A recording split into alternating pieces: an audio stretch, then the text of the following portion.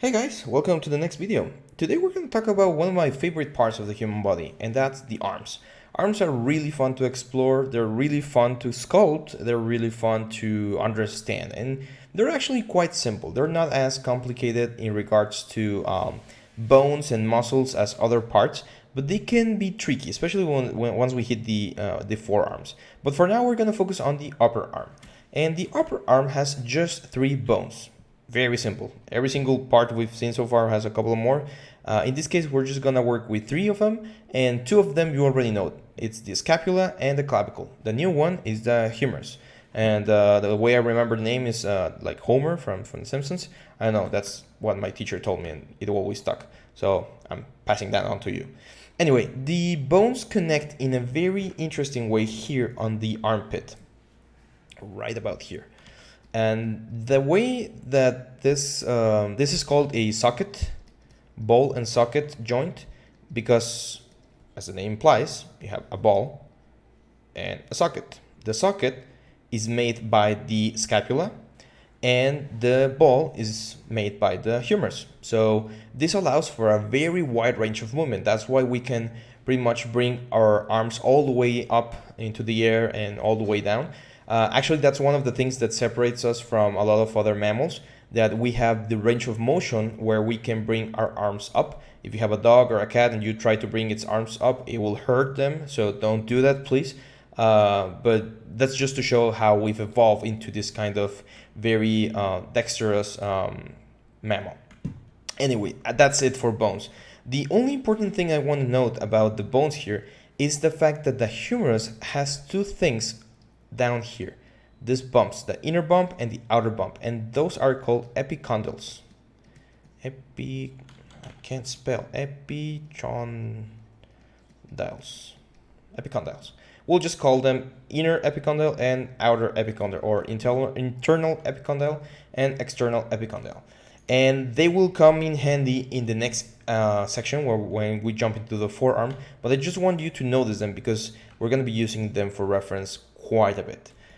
Other than that, the other important thing here is this part up on the top here. This is part of the reach of the scapula, and that's the thing that you can touch. It's called the acromion process, and that's it's just a bony protrusion that you can feel on yourself. If you touch that part of your elbow or of your shoulder, you should be able to feel it. And beneath that, kind of like covering it like a hood, it's where the cavity for the humerus is. Now, jumping into the muscles that you're gonna see on the arm are 5. The deltoid, that we already covered a little bit, the bicep brachiali, triceps brachialis, and the coracobrachialis. Now, anytime you see a suffix or a prefix in a muscle or bone, that means you're gonna have it somewhere else in a different way. So for instance, if this is called bicep brachiali, meaning from the arm or off the arm, that means there's going to be another bicep somewhere else, and I'll leave that as a surprise later on. Now, the deltoid. The deltoid works as a shield. It has like a shield form, and it's actually, I think that's one of my favorite muscles from all the human body. You're going to see it something like this. It has 3 heads or 3 main areas.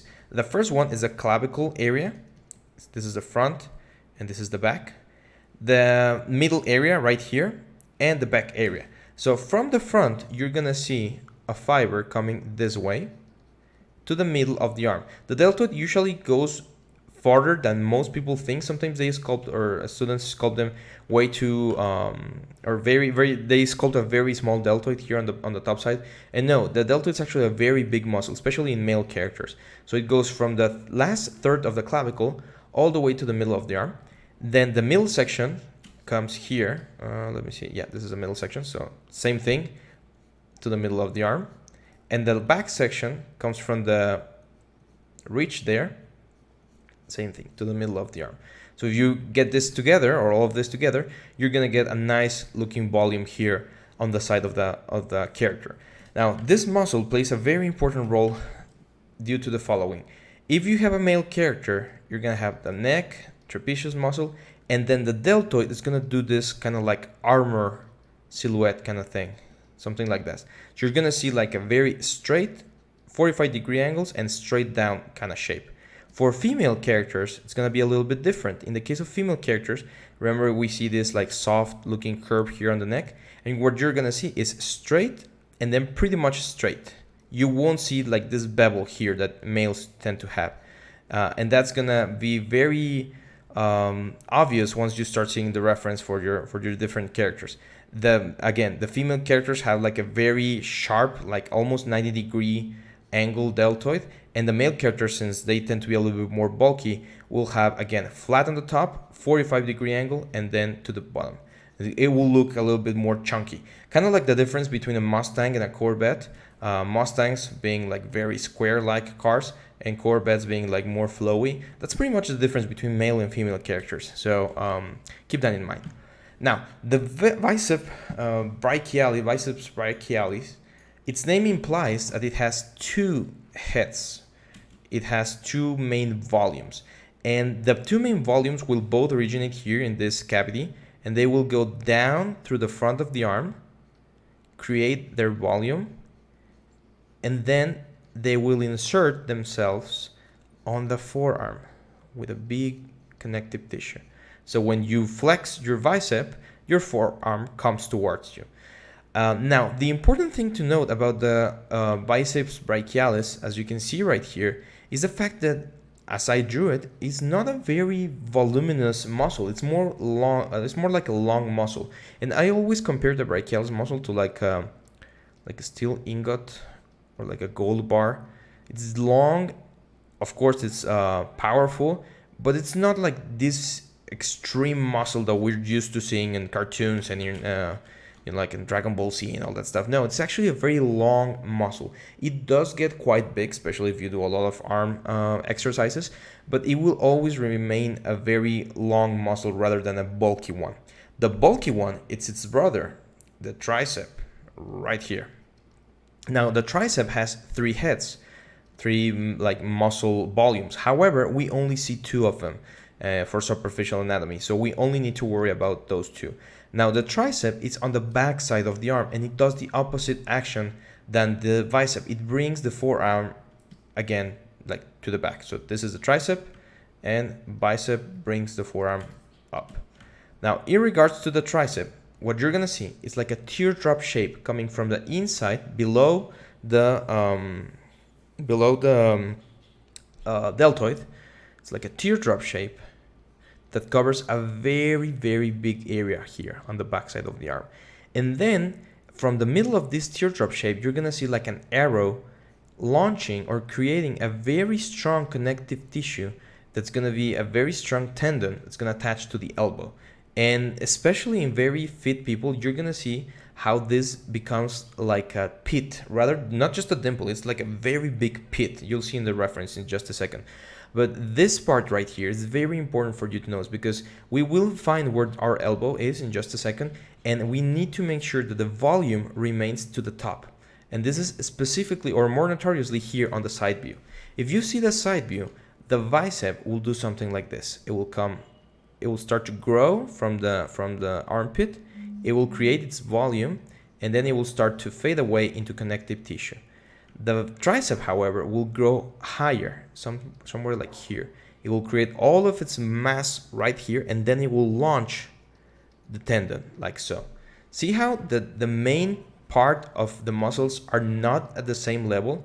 We have this kind of slanted thing where the bicep is lower than the tricep, and that's very, very, very important. That's one of the main mistakes that I see people make, where they just place the muscles in the exact same position, and it gives for a very unbalanced arm. So make sure to bring the volume of the tricep higher up than the one from the bicep. Now, seen from the front, one very funny thing that's going to happen is that you're going to see the silhouette of the tricep poking out through the bone like so. So as you can see, the thing that is going to actually give the silhouette to the arm, it's not the bicep, it's the tricep, the tricep that you're able to see from the other side of the arm, from the front side of the arm. So it's going to be more clear once we hit the sculpture phase, but just keep that in mind. The bicep will not give you volume or silhouette from the front side. It will, of course, give you from the side view. Other than that, we have two more muscles that are not as big or as known, but they will give us an interesting shape in a couple of areas. The first one's the brachialis, and I call this the hamburger meat, because you're gonna have the bicep on the front, like so, the tricep on the back, like the buns of a hamburger, and then the brachialis is gonna be right here on the middle. It's pretty much a very deep muscle on both sides, like both the inner side and the inner side and the outer side, but you won't see much of a volume, and especially not in female characters. But in male characters, you might see a little bit of a shadow or a change in volume there. It's very very soft, and it's usually not as prominent, but it's there, and it's important for you to address it if you ever see it in your reference. And finally, the coracobrachialis. It's another small muscle. It's like a sausage. Let me see if I can quickly draw a sausage. There you go. And it's right here on the inner side of your armpit. Let me jump into the reference right now. We'll go back into that in just a second, because I want to show you where the coracobrachialis is. It's actually not. It's roughly there. Oh. Let me grab another layer real quick. It should be something like that. You won't see it unless the character has its arms like fully raised. Otherwise, most of the other muscles take preference. Anyway, before we go into this reference and we explore all of the important things that we need to know, there's a very specific part that I want you guys to see, and that is the armpit connection.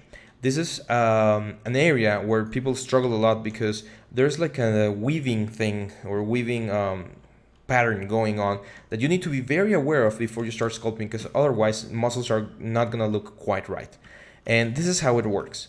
We have 3 layers of muscles. So let me grab 3 colors right now. What? I always forget to add a layer. There we go.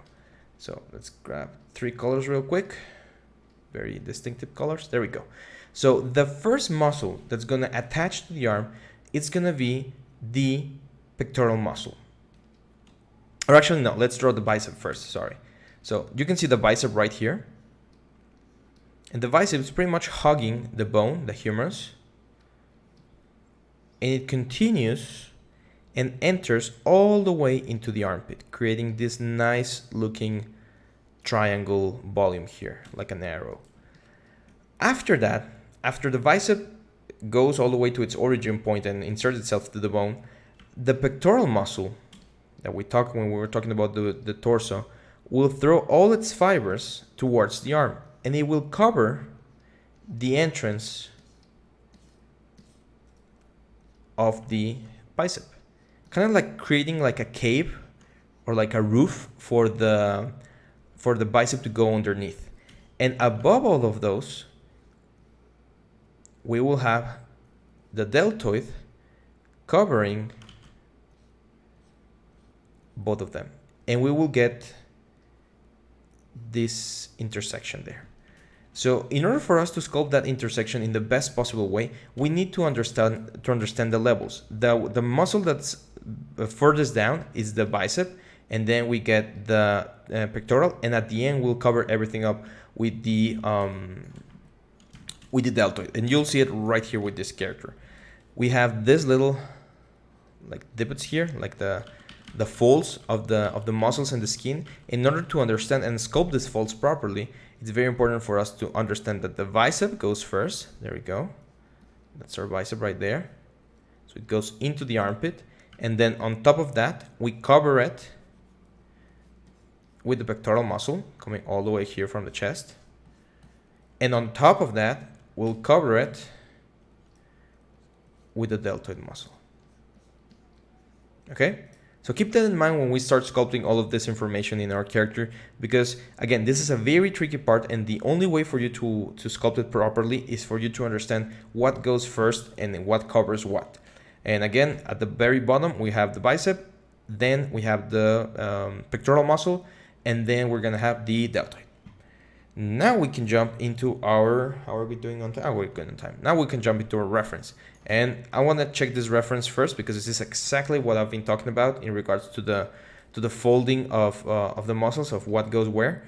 Let me get this a little bit smaller. Pixels. So again, number one, bicep going into this like cave inside the armpit. You can see the volume there. Number two, pectoral muscle throwing all its fibers towards the arm and covering or creating like that roof, that little shelf for the bicep to go into. And finally, deltoid coming all the way here. Now, this is what I meant earlier when I talked about the silhouette of the female shoulder. You can see here that we do have those three surfaces, like flat, 45-degree angle, and then completely down. However, in the female character, it tends to be way smoother, and that's why I sometimes find it easier to just do like two lines and then just bevel this a little bit, and you'll get the exact same shape without making your elbow look too masculine. Now let's go to our first reference here, and let's draw very quickly where our muscles are. So again, this is the volume for the bicep. You can see it here. You can see like a shadow here. Hopefully you can see it. And this is where it inserts on the inner side of the armpit. So see how it goes there. And then it loses volume and creates its tendon going all the way to the forearm, like so. So some of you might ask, well, if that's the bicep, then what the hell is this? Well, that, my friends, it's the tricep going to the back. And in between these two muscles, we will find the brachialis right about here. However, again, it's specifically, especially in female characters, it's very, very difficult to see because remember, females have like an extra thin layer of fat that covers everything, and these subtle muscles are more difficult to see. However, actually in the other, let me go back real quick to this other, here, this muscle here, that's the coracobrachialis. So it has like a little sausage, but again, you won't see it unless you raise the arm. So we shouldn't bother with it unless it's very obvious that the character is going to be raising its arms a lot. Then I might suggest sculpting a little bit of it so that when they rig it, they don't have as many problems. And finally, in this reference, you got the deltoid here, going to the middle of the arm, like so. See this line there? That's the fold from the pectoral going into the arm. Again, 1, 2, 3. Very important. Don't forget. Now here on the back side, it's very interesting. I want you to look at the teardrop shape that I was talking about in regards to the tricep. See where look at how far the deltoid comes. Let me change colors. Look at how far it really comes. It goes all the way to the middle of the arm. Again, some people finish the deltoid way too high, and that gives for a very uneven looking arm. So make sure to smoothen and slim the muscle down as it goes into the middle of the arm, but go all the way there. Now here, that's the muscle there. This shadow here from the teres major and teres minor. This shadow here, that's from the scapula. See the scapula here? Because she's bringing her arms back, so of course everything's gonna bulge a little bit here on the back. Now for our tricep, you're gonna see this right here. Now it's very important to find where the elbow is. The elbow is like a cube. So if you find the walls of the elbow, like so, especially when they bend the elbows, it's easier to see. You're gonna see this kind of shape. When it's on a V pose, it's a little bit more tricky. But you're gonna see like those two sides, like the top side and the bottom side. So just bring your tricep all the way there, like so. And in this case, in her case, you won't see like the dip or the cavity here where the tendon is. See there? See how big the tricep is? It's a huge muscle. So don't be afraid to give it the volume. Again, from the front, you will see a lot of the volume here. All of this here, that's tricep. So make sure to give it enough volume to the tricep for everything to work properly. One thing that I forgot to mention about the tricep is if you see it completely from the back, you're gonna see the teardrop shape, but one of the heads is gonna be higher than the other. I believe it's the outer head. Like this head is gonna be higher, and then this one will dip a little bit lower.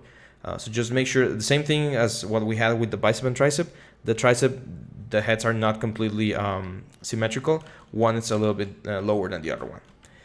Anyway, this was a little bit extensive. I know that especially for the arms, since they're one of the most visible parts of a character, it's very important for you guys to master them, because that's something that people are very used to seeing in media, entertainment, video games, and everywhere. So you need to be extra careful with the arms so that whenever someone sees your character, they do not question the anatomy of the arms. Some other parts like the back or the inner side of the legs or stuff like that, those are areas that are not commonly seen, so therefore you have a little bit more safety area there, and you can make a little bit of a mistake here and there and people won't notice. But arms, no, you need to be extra careful there.